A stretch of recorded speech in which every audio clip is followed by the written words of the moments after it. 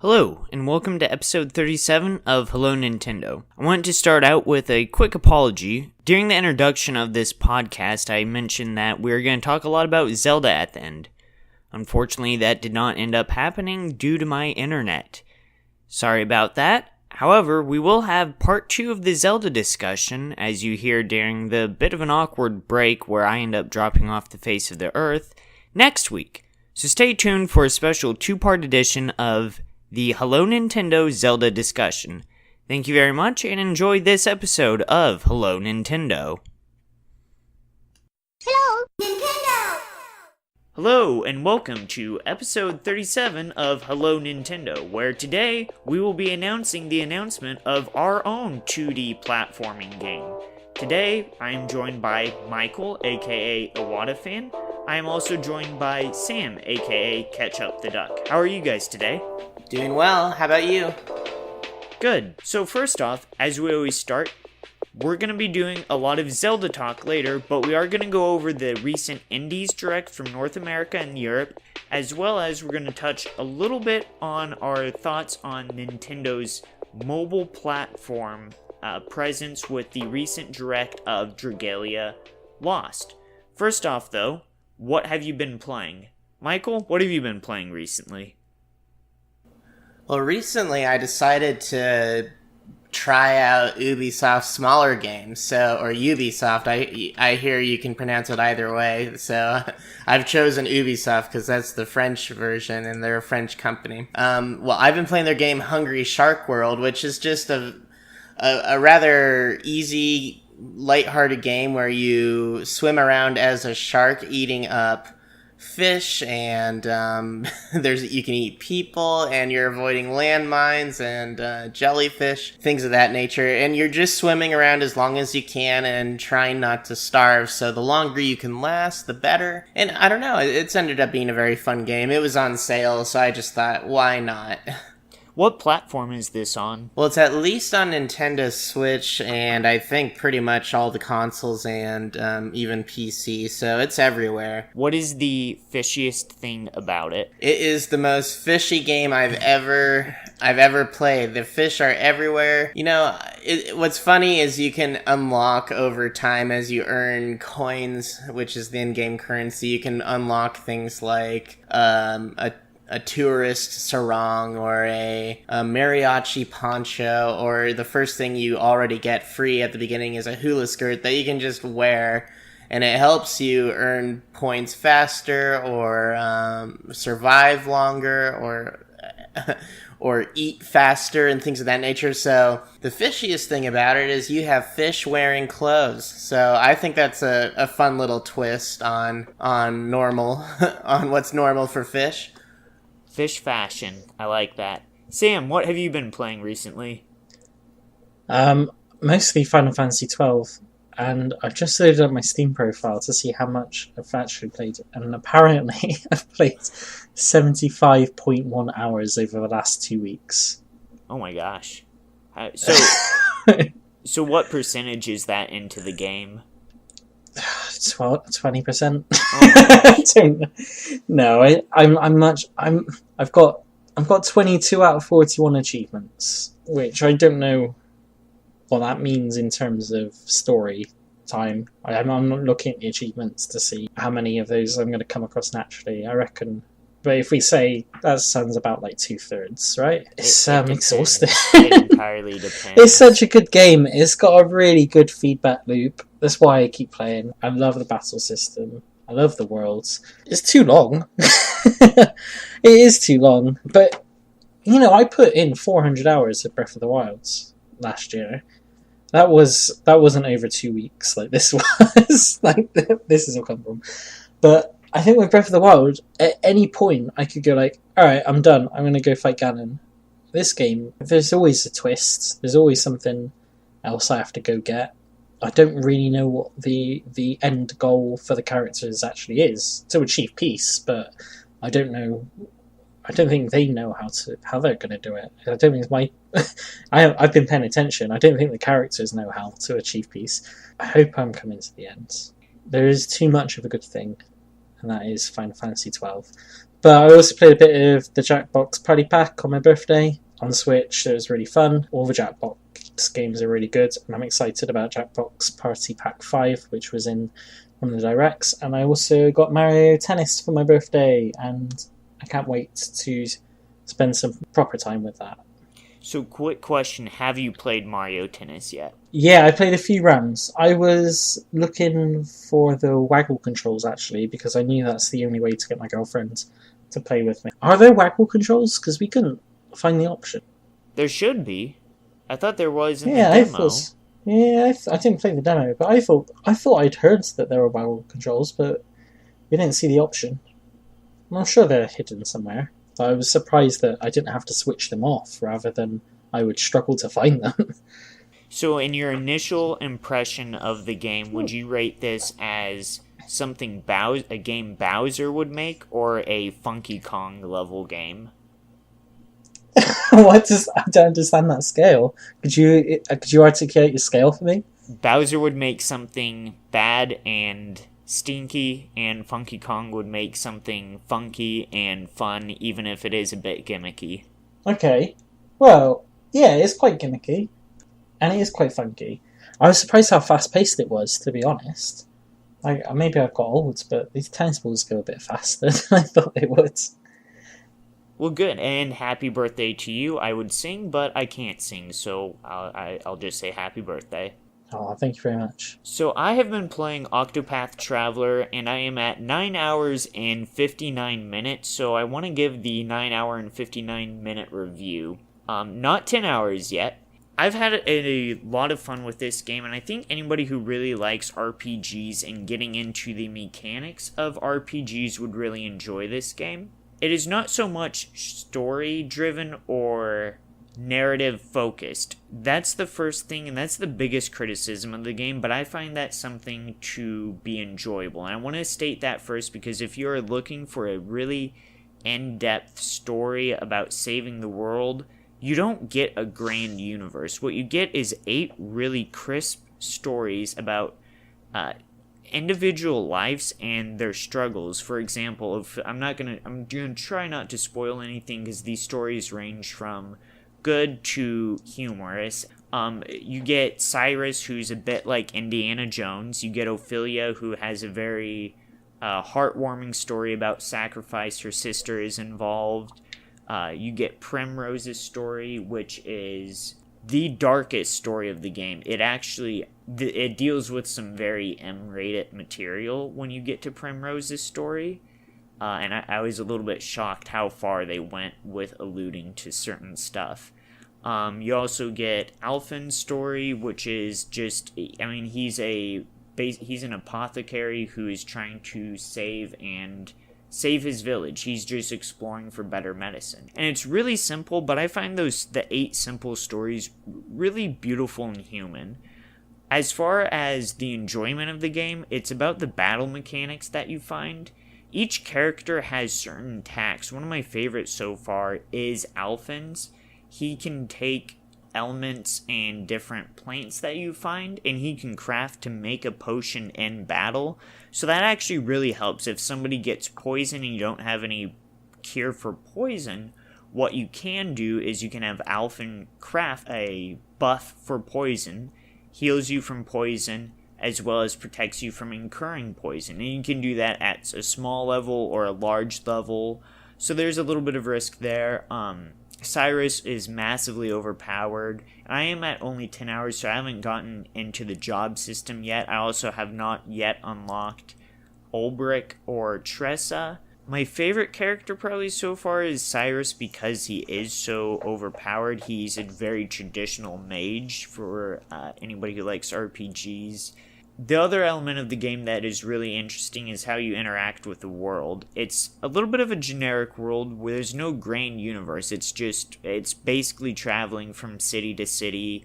There's no overwhelming kingdom or anything. The best ability though is each character gets an ability to interact with people. For example, Cyrus can interrogate people, but you have a chance of failing that interrogation, and then your reputation in that town drops, prices go up in stores, etc., etc. Therion's ability is Thief, and the game is unapologetic about you being a thief. You have no shame in just going up and stealing equipment.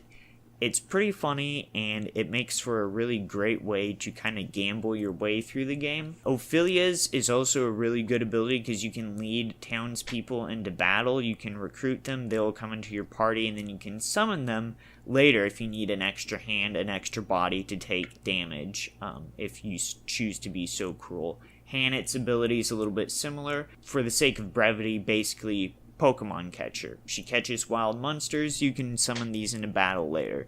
So one of the things cool. I really like about the game is how each character is unique. Some of the abilities are a little bit copy and paste at times, but overall I've had a really great time 10 hours into the game, and I find it a really peaceful RPG, and I like the fact that I can just more pay attention to the mechanics of the game without worrying about some narrative bogging down the game enjoyment. So I did the math this morning though, and at this rate, if I am going for 100%, it's going to take me another 20 months to get to the 100-hour mark, so wish me luck.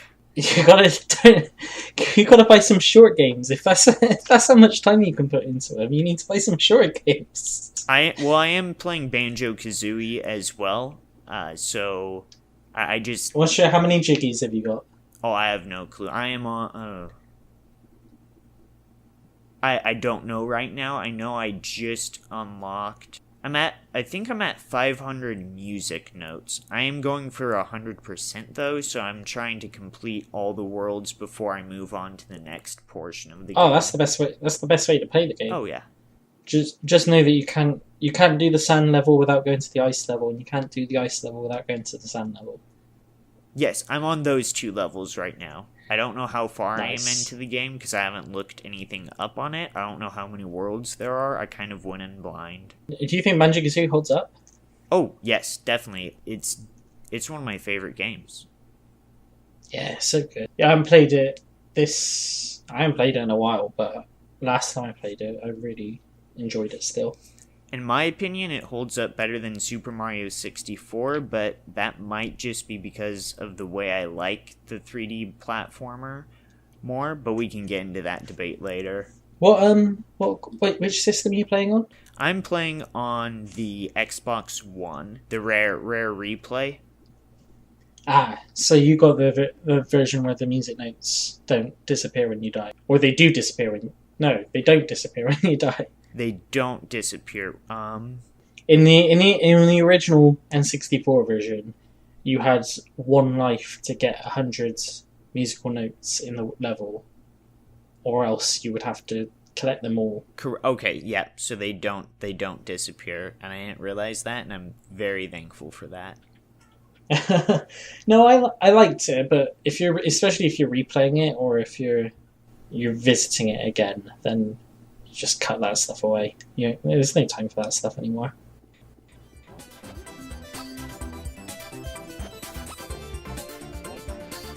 So the most recent direct, occurring 2 nights ago from the time that we are recording, was the Dragalia Lost direct.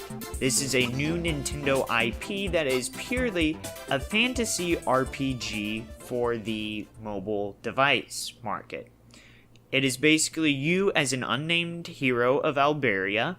You, insert your name there, must protect said kingdom with the help of a dragon and friends you meet along the way.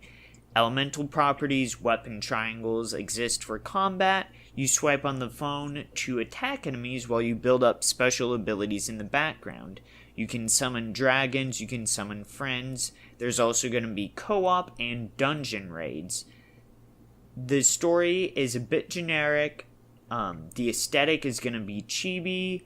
That chibi art. And then there's this mana circle where you can customize your abilities. And then you also have your custom castle to build. This is a standard resource area where you can kind of customize, get more resources. I imagine this is where the microtransactions will come in. So this is a very traditional mobile game with confusing twist. I'm very cynical about this. I don't really play mobile games, but if you were to take this away, my 2-word review more than 2 words, but if you were to take Nintendo away, I'm not sure anybody would care about this game. I could be wrong, though. So, what are your thoughts? Sam, let's start with you. Yeah, I couldn't care less. Honestly, I watched it initially, and then I watched it again for this podcast to try and form some thoughts. And it doesn't look that interesting to me. It doesn't tick any of my boxes. I think the chibi things are a little cute, but then we've got actual artwork, and apparently there's just these generic anime tough guys.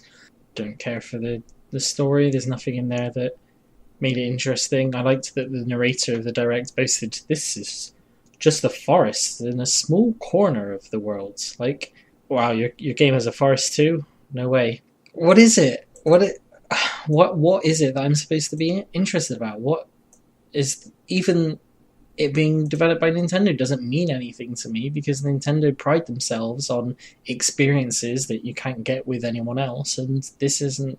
I don't think I'm getting that from Dragalia Lost. Yeah, I'm very whelmed. Yeah, and to be clear, I'm not angry that it exists. Not at all. I mean, if this makes you happy, I'm good for you. But I don't understand its purpose. Make money. Yeah, that's what it sort of seems to be. Our Nintendo, I'm not our Nintendo. We do not release games on the subreddit, but the actual company, Nintendo, this is their first RPG for the phone, maybe. That's not the type of RPG that Fire Emblem Heroes is, anyways. And so there's that, at least. It's not the only RPG on mobile devices. It looks like it'll be a substantial one for the platform, at least. Much of the time, RPGs on the phones are really underwhelming for people who like them. So hopefully it fills a niche for those people, but RPGs, in my opinion, don't really seem to be a very casual game. They're not a type of genre that appeals to a wide variety of people. So I don't know who this is for, except for enthusiasts who naturally latch on to these types of games already. And I suspect that's going to be a pretty small number of people, at least in the West.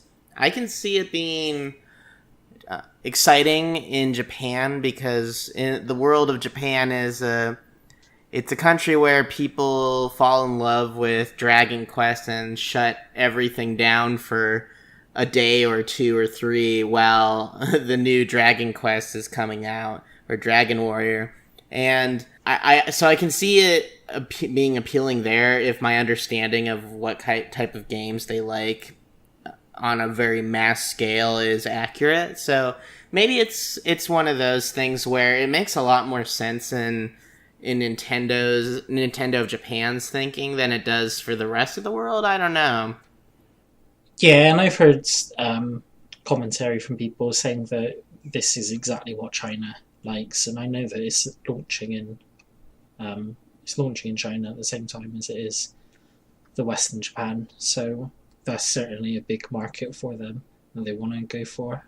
That would explain a lot, yeah. Because China, in general, is the largest gaming market now, and every company is trying to target China, including Nintendo, coming out with GameCube games that can play on the I forget NVIDIA the name of the device, but GeForce. Yeah, it's a NVIDIA device that is a tablet gaming device, much like the Switch. The Switch is very much so based on it. So the device, when it's in China anyways, you can download the GameCube games. So Nintendo does have a particular focus on China, just like seemingly every game company. Like, for instance, Fortnite, Epic Games, who makes Fortnite, they purposely are distributing the mobile app for it themselves, because in China there's no app store, and they want to make as much money as possible. So basically, long story short, I have a feeling Nintendo is trying to target their own people, and I guess it sounds like it's just the right thing for China as well, which would make a lot of sense. because obviously none of us are particularly excited about it. We have some people on the team, on the moderator team, who would be, just to be fair. But it's Should we a person? we have I want to say two. Oh, we have two. We have. I could mention usernames if I want, but yes, there are two RPG enthusiasts who I am 100% confident are going to be super into this game. But Nintendo are clearly proud of it. Otherwise, they wouldn't have done this Nintendo Direct for it. The first thing with a direct label, one of the few things with the label Nintendo Direct in a while. I know we just had the Smash one, but apart from that, the indie videos are showcases, not indie directs, and I think that's a clear distinction. They're proud of Dragalia Lost, the work they've done on it, and they are expecting it to be huge, and they are expecting it to be huge in Western markets as well. Otherwise, they wouldn't have done this presentation. Yeah, that's true. I mean, it was also kind of exciting to just have three things from Nintendo in a row. We had usually after E3 we do have a dry season, and then excitement starts to build up maybe mid-July. And then suddenly we have two directs that we're going to talk about in a bit, and then we have this one. And so it was cool to have three announcements in a row, and that was probably the right situation in which to have this direct, because if this had happened during a dry spell and this was all we got, I feel like we would have been hearing a lot of complaints from anyone who's not interested in mobile RPGs. The Nintendo Doom crowd would have been very loud.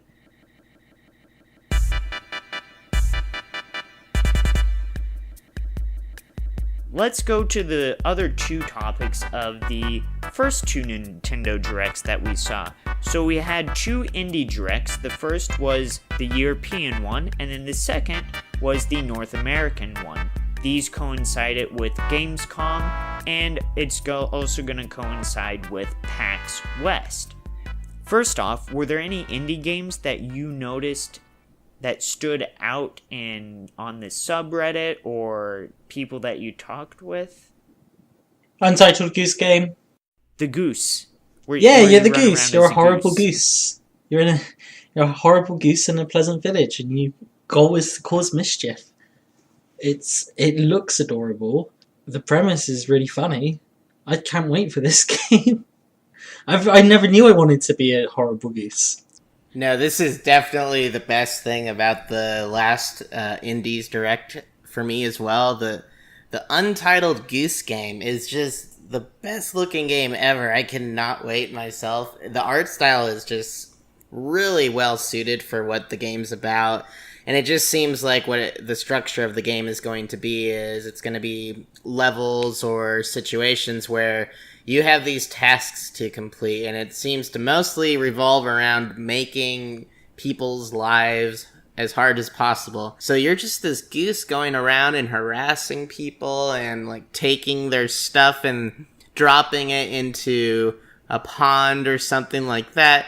And it just looks hilarious. I feel like this will deeply resonate with anyone who's ever had a bad encounter with a goose, which I think there are a lot of people who have had a bad encounter with a goose, so I think it's very relatable. And I cannot wait for that game. It was definitely, for me, the best part of the last Indies Direct, by far. I've had a goose poop on my head before. I do not like geese. Oh my goodness, yeah. That will do it. It's a long story. Anyway, so I think some other games that were out there were Bad North, Banner Saga 3, Bomb Chicken, Towerfall, and I'm grouping in from both directs. And then definitely the Untitled Goose Game. Wasteland 2 Director's Cut is one that has gotten some notoriety. It is a isometric RPG that a lot of people have. It's very niche, but a lot of people that are into that are happy that is coming to the Switch. And then also the big one from the first direct is Hat in Time did a complete 360 twice and said that their game was not going to come to the Switch, and now it is going to come to the Switch. So out of those, are there any games that stand out? I know Hat in Time was my game of the year for 2017, I am going to go back and 100% the game. I'm probably not going to get it on the Switch because I already have it on the PC. To be fair, Hat in a Time has really distanced itself release-wise from Ukulele and Super Mario Odyssey now, and it's got the window to breathe now for Switch owners. It positioned itself as the Super Mario Odyssey alternative for people who weren't on Switch when it came out, and now that it's coming to Switch, it's not got really any competition. I'm quite happy it's coming now, and even if it took a bit of back and forth and to come to that decision, I'm glad it's happening. Oh yeah, me too. I got a Hat in Time for the PC through Humble Monthly. Like, I paid $10, $12 a month and just get a bunch of Steam keys at the beginning of each month. A Hat in Time was given out as a part of that, so I have it that way, but to be honest, I don't tend to play on the PC very often because I'm on my laptop most of the time, and actually I can play it on my laptop as well. It's just I don't know. For me, I really like playing things on the Switch or a console. I'd rather play on PlayStation 4 and Switch before playing a game, especially like a Hat in Time on the PC. So I just never got to it. But now that it's coming out on Switch, I'd almost rather just buy it for the Switch, because that way you have it set up and ready to go in terms of the controls. You don't have to be pairing your controller with your computer and this and that, which for me always takes some time.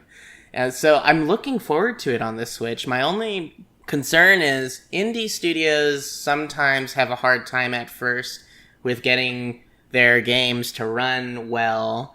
And a Hat in Time is said to be 720p, 30 frames per second in docked mode, I think.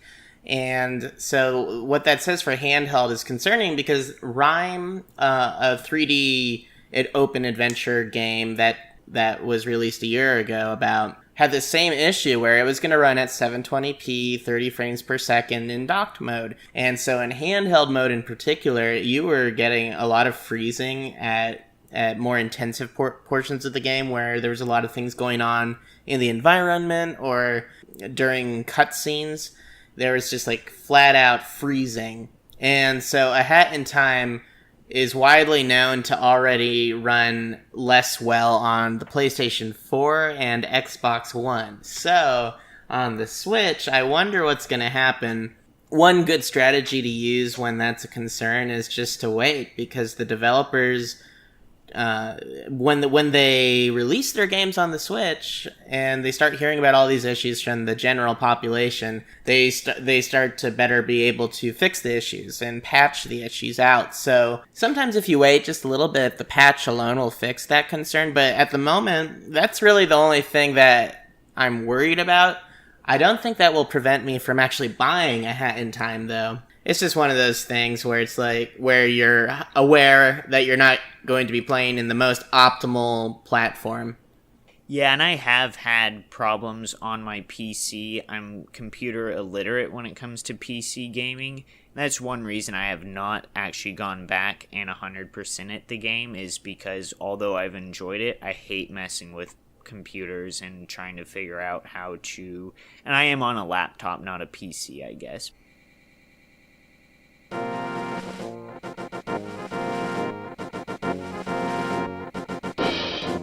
The music you are listening to right now is the main theme to A Link to the Past, our game club Game of the Month. This is one game that, this may have been the first game I've actually ever played. It was on the same day when my cousin came over.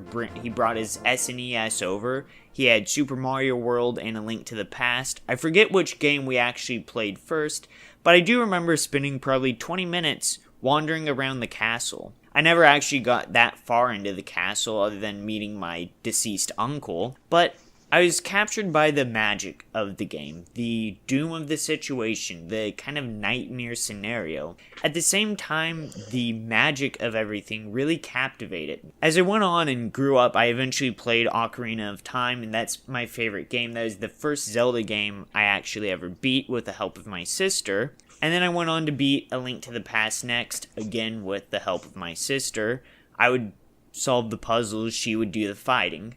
we want to talk about Zelda today, just kind of as a series. It is one of the staple series in the Nintendo franchise. Commonly, you think of Nintendo and you think of Mario, Zelda, and Link. Let's start out talking with the first couple of Zelda games, because I think there's several very distinct Zelda models, if you will. And the first three are Zelda 1, Zelda 2, and then A Link to the Past, where Zelda 1 was a very open world game that let you explore on the NES. It could be very confusing, and for anyone who goes back and plays it today, you probably are going to have a hard time navigating. We then had Zelda 2, a little bit more of a linear game, still some exploration, but it took a lot of different scenarios into the game design, such as side-scrolling combat and a little bit of a different overworld. Then you got A Link to the Past, which returned to the 2D but 3D overworld. What's the right term that I'm looking for? 2D overworld, I think. Oh man, I always forget this myself, but you're trying to refer to the camera angle, the Top view down. Yes. through which you're looking at. Yeah, top down. That's it. Top down, thank you. So it returned to the top-down view, but it was more linear in a sense. It gave a structured story, even though a very light story of Link needs to get the Master Sword, then needs to go and save Zelda from Ganon. But these games really set in stone the Zelda formula, specifically A Link to the Past. This is the structure of the enemies, the dungeons, the puzzles. Everything kind of began with A Link to the Past and has slowly evolved from that point going through the years. So, starting with those three games, what are your thoughts on how that has impacted gaming and game design?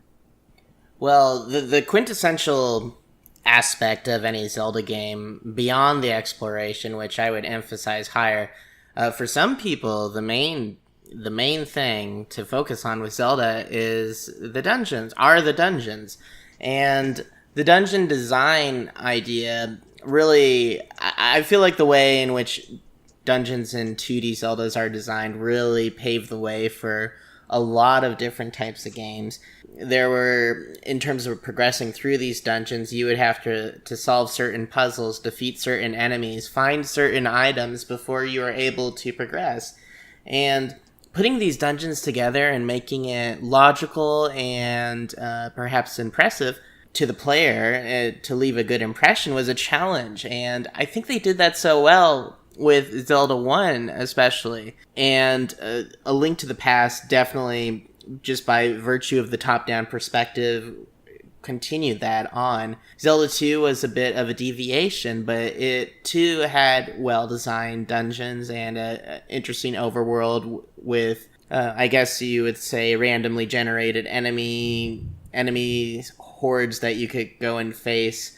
Zelda 2, as well, had these dungeon designs that were unique and, from the 2D side-scrolling perspective, were very interesting to see, and perhaps you could see that as some sort of predecessor to other games like even Castlevania or Metroid, or I don't remember when Zelda 2 came out relative to those other two series, but they were all within the same era, and obviously there were elements of design that you could borrow from either. So Zelda 2 even plays a role, despite it being perhaps underestimated and underplayed in the overall series. So for me, again, the dungeon turns out to be one of the most impressive aspects of the game design, and we can't forget what's at the end of every dungeon, a unique, powerful boss that you use items that you found in that dungeon to defeat. That format has been my favorite game format even to this day. So for me, I'm very, very optimistic about where Zelda has come from and the types of games it helped to inspire. Sam, what were your experiences with the original NES Zelda, Zelda 2, or A Link to the Past? I was late to the party on the 2D ones. I think I've shared this story on the podcast before, but I did have a SNES, and literally every title was about moving to the right and jumping on enemies in your way. So when I got an N64 for Christmas with Ocarina of Time, it was one thing that everything was 3D now, but there wasn't even a jump button, and touching enemies at all was not good for Link. But when we went back to those games, I played Link to the Past and Four Swords on the Game Boy Advance. Was my first experience of it, and it's really, really grabbed me. It's an incredible game. It still holds up today. A lot more challenging than the 3D games by far, but that gives it a nice little nippy pace. It's a lot more fun to just play around for an hour, just have fun. It's never had the same place in my heart just because it never came to me at the right time, but I still acknowledge them for like the excellent games that they are. Yeah, I think that makes a big difference on how you remember games. Each of the Zelda games came to me at a really interesting point in my life, so I think that's why I remember this series, and also because I spent so much of my time beating them with my sister. I actually went back and beat Ocarina of Time on my own on the 3DS, and that's when it really became my favorite game. But moving into Ocarina of Time, some people have said that game design-wise, this is the 3D version of the 2D A Link to the Past. It's a lot of the same formula, just seen in a 3D world. I tend to disagree, but do any of you see that connection at all? I see, because I can see it, but right down to the design of the dungeons. This is something that they phased out a little bit, but everything in Ocarina of Time is still got the same scale that Link to the Past does.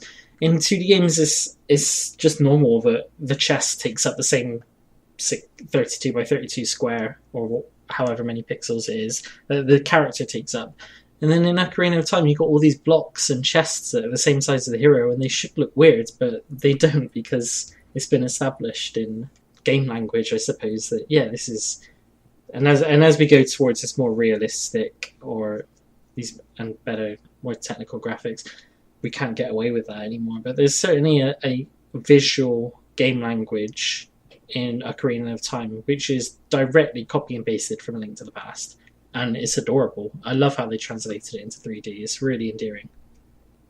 So I totally see your point, and I wholly agree with that, because they did take A Link to the Past formula and then master that within 3D graphics. So at the same time, I say I disagree with the criticism that Ocarina of Time is just a reimagination of A Link to the Past.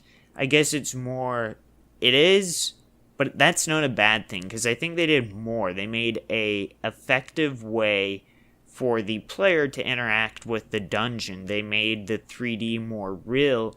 They made it more haunting. They were able to capture the essence of what Link was going through and make it more. So I guess a good distinction would be, or the way I see the distinction would be that A Link to the Past was a lot about the player exploring. Ocarina of Time was exploring, but seeing the world through Link's eyes. I don't know if that makes sense. But, Michael, what were your thoughts on Ocarina of Time? So for me, I started my Zelda journey with Link's Awakening, which was in some ways a deviation from the entire rest of the series, at least in terms of its story. You're in a dream, but it's also not a dream, and the game leaves it somewhat ambiguous whether what happens throughout the entire game really happens. And so for me, I have this kind of wacky view of Zelda that started with Link's Awakening, which is one of my first games. It's also my favorite game to this day. So I went into Ocarina of Time looking for more of that strange world that Zelda had introduced me to, that I was introduced to in Link's Awakening. And for me, Ocarina of Time masterfully used the 3D space to implement really innovative game design, really innovative dungeon design. And there are a lot of temples that people allude to in praising the direction Nintendo went. The Forest Temple is often the most praised, I think. The water temple is often the most criticized in all of gaming, but I myself have a very charitable view of even that dungeon. So I think what Ocarina of Time did was try to transform the adventure genre in 3D space, and it was one of the initial commentaries on that. Before Ocarina of Time, we had Doom and Wolfenstein, and Tomb Raider was perhaps the closest to Zelda. But when Zelda does it, it's even more defining, I think, than even the other series that I've mentioned, because people have a history with the Zelda series going back to the NES. And seeing what Nintendo did with that, I think, was very powerful. And so it's no wonder that Ocarina of Time ended up being considered the greatest game of all time for however long it was considered that, or even continues to be for some people. I think that Ocarina of Time, it looked like Nintendo took a lot of freedom with it. They didn't want to just base it on A Link to the Past. They weren't necessarily trying to build off from what they had accomplished there. It seemed more experimental to me, more exploratory than just building on the success of A Link to the Past. So, I don't know, I would say it was definitely a lot more new than it was referential.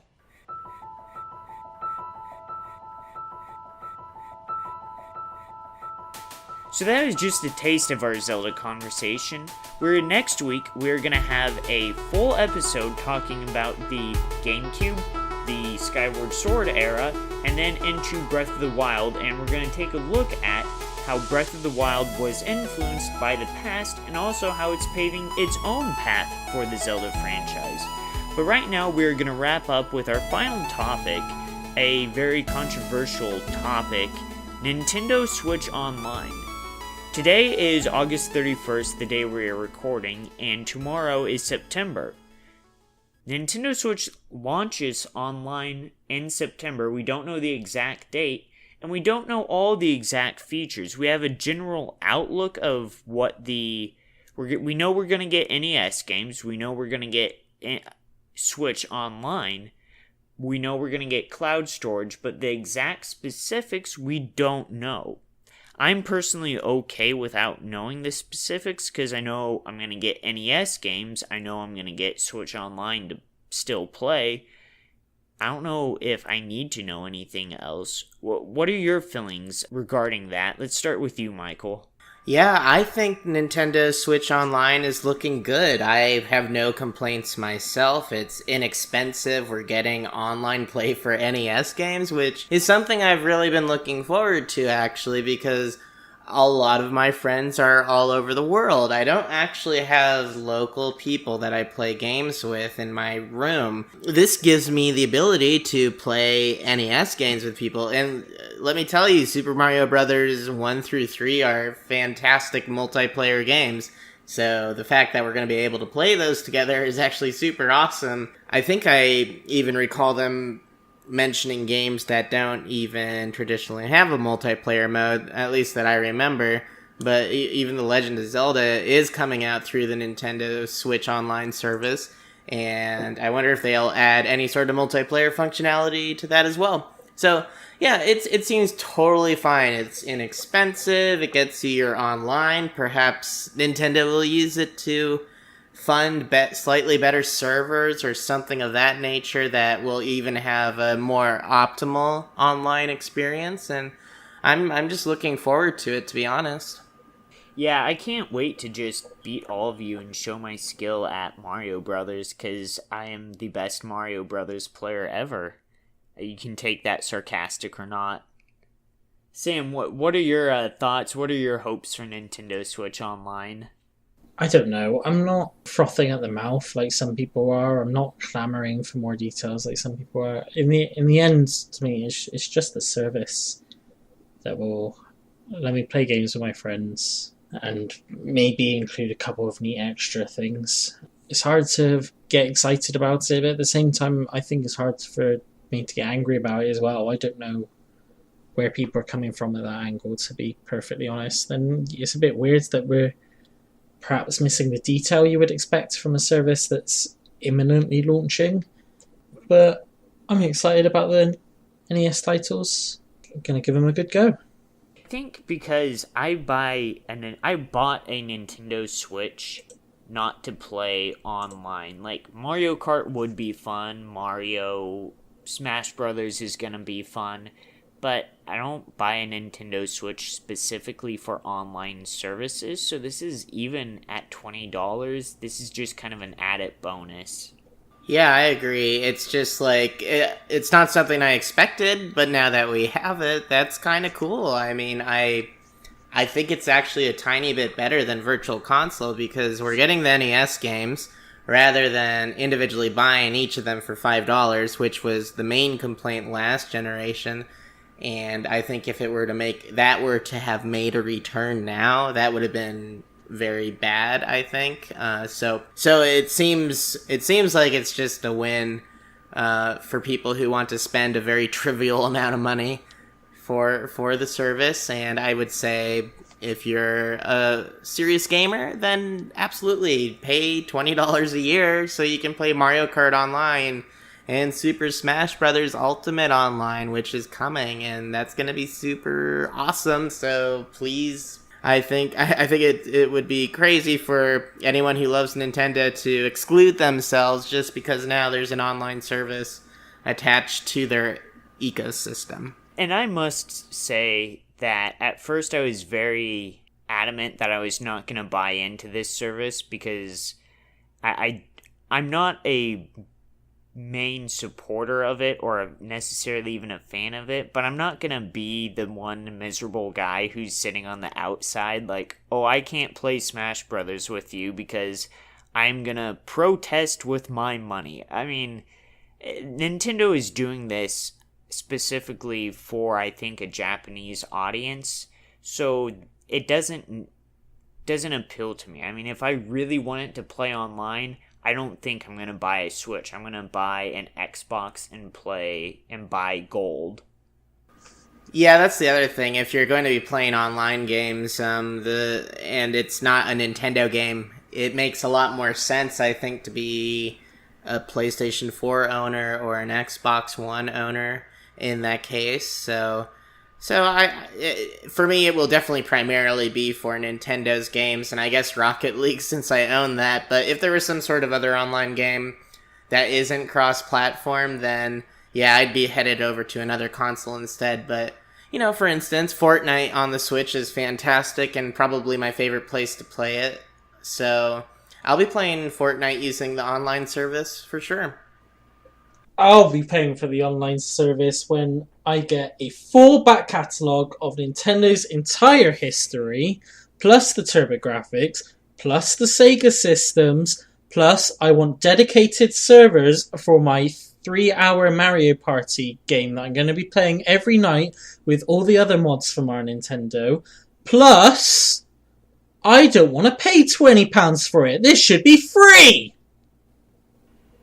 That's the most reasonable demand I've ever heard. Sorry for the technical difficulties with this podcast. Of course, we're running on Nintendo servers because we are Nintendo shills. So, next week, join us in Zelda Part 2, where we go into the latter half of the Zelda series and talk about the history compared to the history that we discussed today. Thank you very much for joining us on Hello Nintendo, and enjoy your dedicated servers.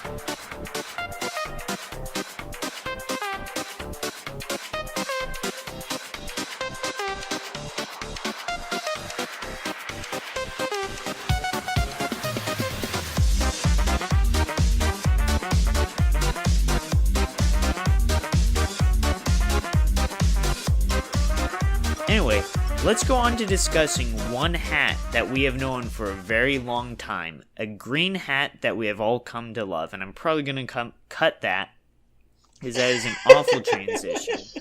So, I loved it. I thought it was so clever. I'll just put this in at the end as a blooper. Sure.